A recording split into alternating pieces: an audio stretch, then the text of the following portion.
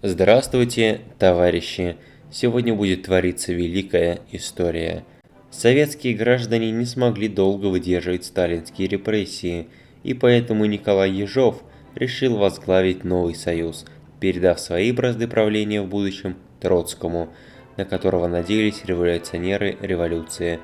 Ежов связался с изгнанными героями-троцкистами, и уже в июле 1936-го Сталин был отстранен от власти, а в августе Лев Троцкий уже возглавил новое правительство Всероссийской Советской Социалистической Республики. Первым делом, конечно же, Троцкий занялся не революцией, как вы могли подумать. Он начал восстанавливать железные дороги, чего Сталин в свое время сделать не успел, ведь уже был застрелен сотрудниками НКВД сразу после отстранения от власти. После того, как инфраструктура была налажена, было начато оправдание цели войны против Польской Республики и вольного города Данцига. Это была крупной ошибкой Троцкого, ошибка, которая в будущем поставит перед ним выбор – защищать Россию или перенести революцию на Запад. Что же, давайте перенесемся ближе к боевым действиям, которых вы ждете, и узнаем, что же выбрал Троцкий. 1 апреля 1938 года была объявлена война Польской Республики и вольному Данциг-городу. Были крупные польские сопротивления, но в скором времени Красная Армия смогла пробиться через польскую оборону. Зайдя через Краков и двигаясь к Варшаве, Красная Армия наводила ужас на поляков. Но коммунистическая польская партия была рада такому исходу событий, ведь у них с Троцким был договор, по которому Западная Польша становилась коммунистической и входила в состав Союза. Пропустим все самое неинтересное и плавно подведем к началу Великой Отечественной войны.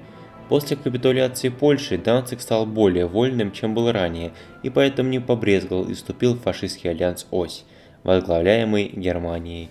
Незамедлительно Рейх вступает в войну, а Красная Армия, ошеломленная своей победой в Польше, не смогла быстро среагировать. Когда Троцкий понял, что случилось, было уже поздно. Сотни тысяч немецких солдат пересекли границу Союза, двигаясь на восток к Москве. Хоть и советским солдатам и удалось сначала захватить районы Кёнигсберга, но вскоре немцы отбили его. Первая линия обороны к успеху не привела, как и оборона на Висле. Далее было решение встать по польской границе, что и было исполнено. Даже эта четвертая линия обороны не смогла помочь Союзу. Было принято стратегически важное решение – встать на оборону по левым берегам Западной Двины и Днепра. Это там, где ты своими кривыми ручками всегда обороняешь совок за Киевом. Сказано, сделано.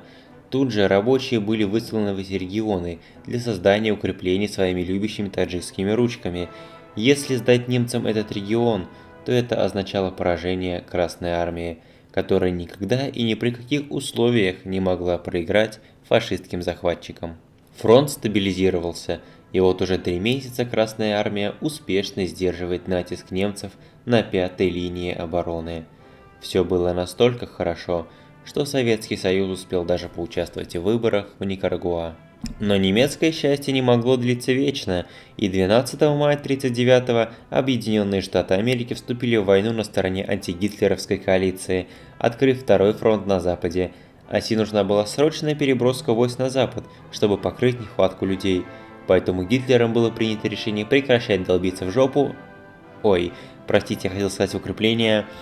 В общем, Гитлер приказал крупную часть войск с востока перевести на Западный фронт, что в принципе и было сделано, и советские войска смогли наконец-то рожать булки и подготовиться к массированному наступлению. Началась гонка за Берлин. Преимущество было, конечно же, на стороне Запада, ведь они были к столице фашистской империи намного ближе, чем социалисты-работники. Под конец мая Троцкий вываливает на стол приказ 228, глаголющий истину о том, что чей генерал доберется первым до Берлина, та армия и получит редкую на то время медаль за взятие Берлина. Знаете, почему в начале 40-х годов она была редкой? Свои догадки напишите в комментариях. 20 мая началось массированное наступление Красной Армии. Сначала для освобождения Польски, а потом уже для победы в войне, которая унесла жизни нескольких миллионов советских трудяг. Под конец июня нужно было выбрать новые тенденции для страны.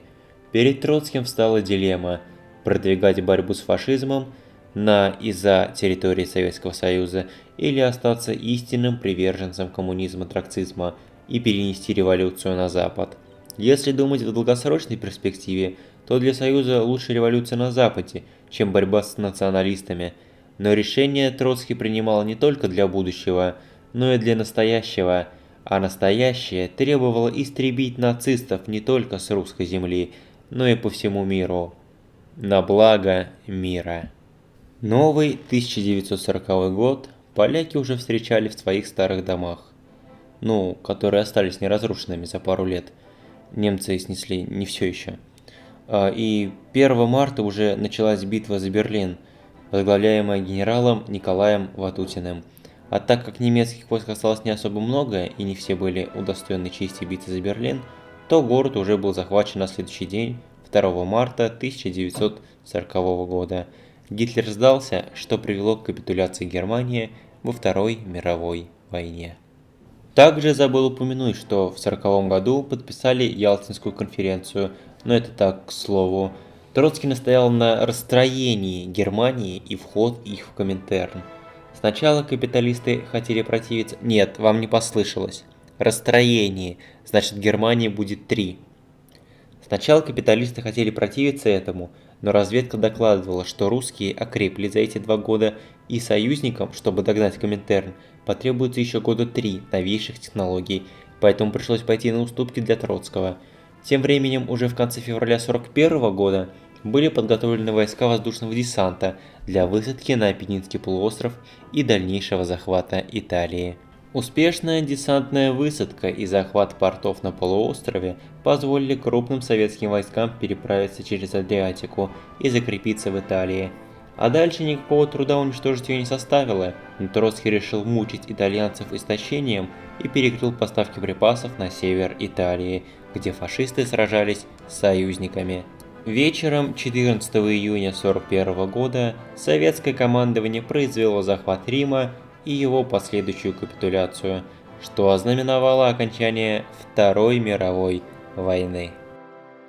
15 июня в Ольштине был подписан мирный договор, по которому теперь Германии становилось 3, и все они вступали в Коминтерн. Вы можете наблюдать это 8-е чудо света, ну а я закончу рассказ. В августе 1941-го Троцкий принял окончательное решение о полной децентрализации Коминтерна. Хоть и большинство марионеток оставались зависимыми от России, но Троцкий пообещал поднять экономику стран, пострадавших во Второй мировой. Вот так, за секунду до мировой революции, Троцкий поменял свое решение, приняв децентрализацию и расформировав Коминтерн. Может, вы подумали, что огонь революции угас? Но нет.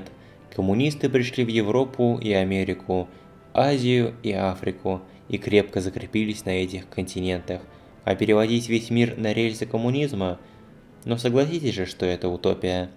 Именно поэтому Сталин и отказался в 20-х годах от мировой революции, потому что предполагал это, и Троцкий понял это только сейчас. Но, к сожалению или к счастью, это альтернативный мир, и мы можем только гадать, как изменилась бы наша реальная жизнь сегодня, если бы тогда Троцкий вернулся.